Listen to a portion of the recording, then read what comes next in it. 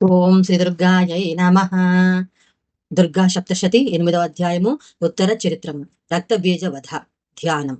ఓం అరుణాం కరుణాతరంగితాక్షిం ధృతపాశాంకుశబాణచాపహస్తాం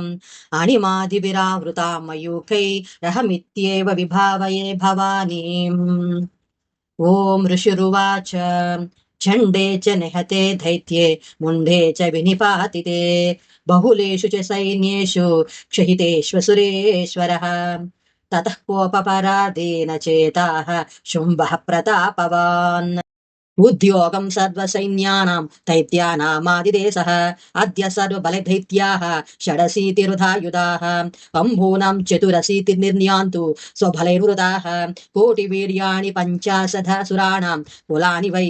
శతం కులాని ధౌమ్రాణాం నిర్గచ్చन्तు మయాజ్ఞయా కాలకాదౌ హృదా మౌర్యాः కాలకేయస్తతాసురాः యుద్ధాయ సంజ్ఞా నిర్యాంతు ఆజ్ఞయా త్వరితా మమ इत्याज्ञाप्यासुरपतिः शुम्भो भैरवशासनः निर्जगाम महासैन्य सहस्रे बहुभिर्वृतः आयान्तं चण्डिका दृष्ट्वा तस्यन्यमतिभीषणं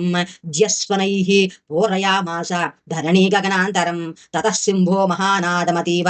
कृतवान् नृप घण्टास्वनेन तन्नादमम्बिका चोपबृहयत् धनुज्यासिंहकण्ठानां नादापूरितदिग्मुखा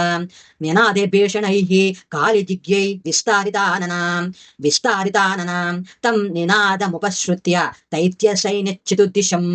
देवी सिंहस्तथा काली सरोषैः परिवारिताः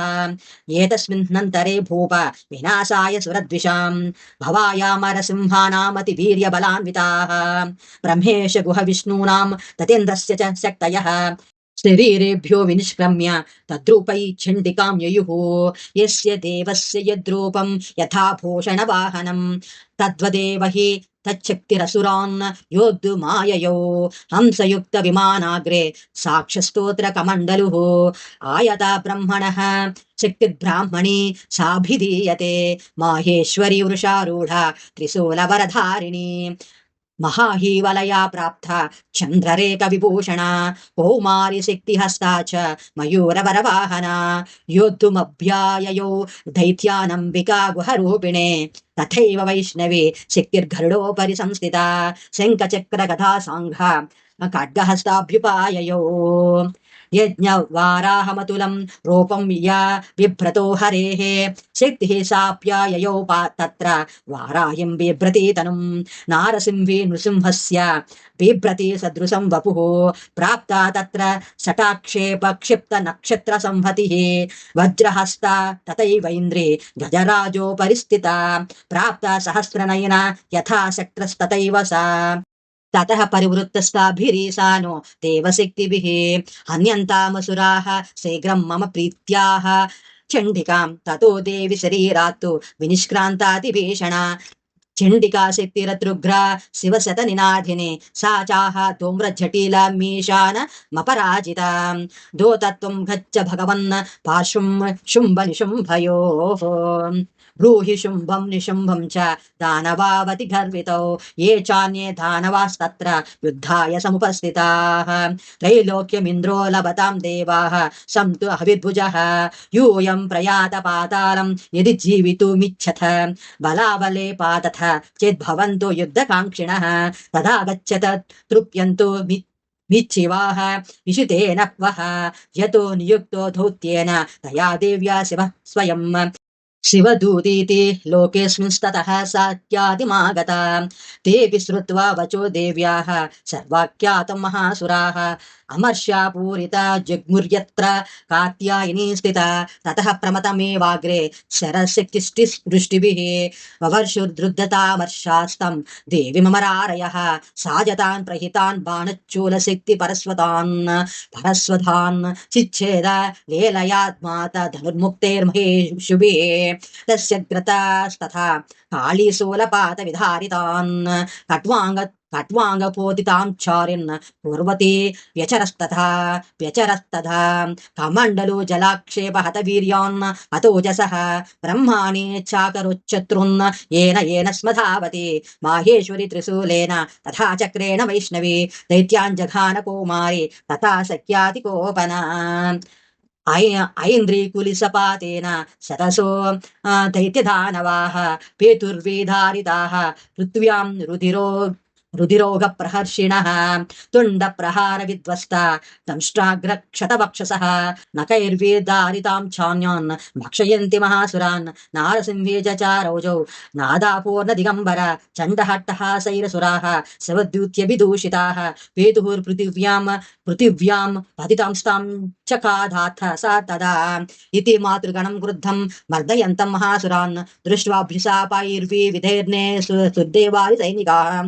पलायन परान् दृष्ट्वा दैत्यान् मातृगणार्दितान् योद्धुमभ्याययो क्रुद्धो रक्तबीजो महासुरः रक्तबिन्दुर्यथा भूमौ पतस्तस्य शरीरतः समुत्पत्तति मेदिन्यां तत्प्रमाणस्तथासुरः यूदेश गदापाणिर्निन्दसिक्त्या महासुरः ततश्चैन्द्रे स्वज्रेण रक्तबीजमदाडयत् कुलिसेना हतस्यासु बहुशुस्रावशोणितम् वाराहमूर्त्या न्यपतं चक्रेण च विधारिताः समुत्तस्तुस्ततो योधास्तद्रूपास्तत्पराक्रमाः यावन्तः पतितास्तस्य शरीरार्दक्तबिन्दवः तावन्तः पुरुषा जातस्वद्वीर्यबल विक्रमाः ते चापि युधुस्तस्त्र पुरुषा रक्तसम्भवाः समं मातृभिर्रतृग्रस्तस्त्रपाताभिभीषणम् पुनश्च वज्रपातेन क्षतमस्य शिरो यथा प्रवाह रक्तं पुरुषास्ततो जाताः सहस्रशः वैष्णवी समरे चैनं चक्रेणाभिजगानः गदया ताडयामास ऐन्द्रीतमसुरेश्वरं वैष्णवी चक्रभिन्नस्य रुधिरस्रावसम्भवैः सहस्रशो जगद्व्याप्तं तत्रमाणैर्महासुरैः शक्त्या जगानकुमारी वाराही च तथासिना माहेश्वरी त्रिशूलेन रक्तबीजं महासुरं स चापि गदया दैत्यः सर्वा ये वाहनतु पृथक् मातृः कोपसमाविष्टो रक्तबीजो महासुरः तस्य हतस्य बहुधा शक्तिशूलादिभिर्भुवि पपातयो वै रक्तोगस्तेन संचतसोऽसुराः तैच्छासुरासुम्भूतैरसुरैः सकलं जगत् व्याप्तमासीत्ततो देव भयामा जग्मुरुत्तमम् तान् विषण्णान् सुरान् दृष्ट्वा चण्डिका प्राह सत्वरा उवाच कालीं चामुण्डे विस्तीर्णं वदनं कुरु मत्स्यस्प्रपातः सम्भूतान् रक्तबिन्दुर्महासुरान् रक्तबिन्दोः प्रतिच्छत्वं वक्त्रेणानेन वेगिना भक्षयन्ति चररणे तदुत्पन्नमहासुरान् एवमेष क्षयं दैत्यः क्षीणरक्तो गमिष्यति भक्ष्यमाणस्त्वया चोग्रान् चोक्तस्यन्ति चापरे युक्त्वा तं ततो देवी शूलेनाभिजगानतं मुखेन काणिज गृहे रक्तबीजस्य शोणितं ततो सा वाजघानाथ गदया तत्र चण्डिकां न चास्या वेदनां चक्रे गदापातोल्पिकामपि तस्य हतस्य देहात्तु बहु शुस्रावशोणितं यतस्तस्तस्वक्त्रेण चामुण्डा सम्प्रीतच्छति मुखे समुद्गता येस्य रक्तपातन्महासुराः तां चखादाथ चामुण्डा पपोतस्य च शोणितं देवी शूलेन वज्रेण बाणेरसिभिर्वृष्टिभिः जघान रक्तबीजं तं चामुण्डा वेदशोणितं स पपात महीपृष्ठे शस्त्रसङ्घा समाहतः निरक्तच्छ महीपाल रक्तबीजो महासुरः ततस्ते हर्षमतुलमवापुस्त्रिदशा नृपा तेषां मातृगणो जातो न रक्ताश्रुज्मतोद्धतः इति श्री मार्कण्डेय पुराणे सावर्णिके मन्वन्तरिदेवी माहात्म्ये रक्तबीजवधो नाम अष्टमोऽध्यायः उवाच अर्धश्लोकः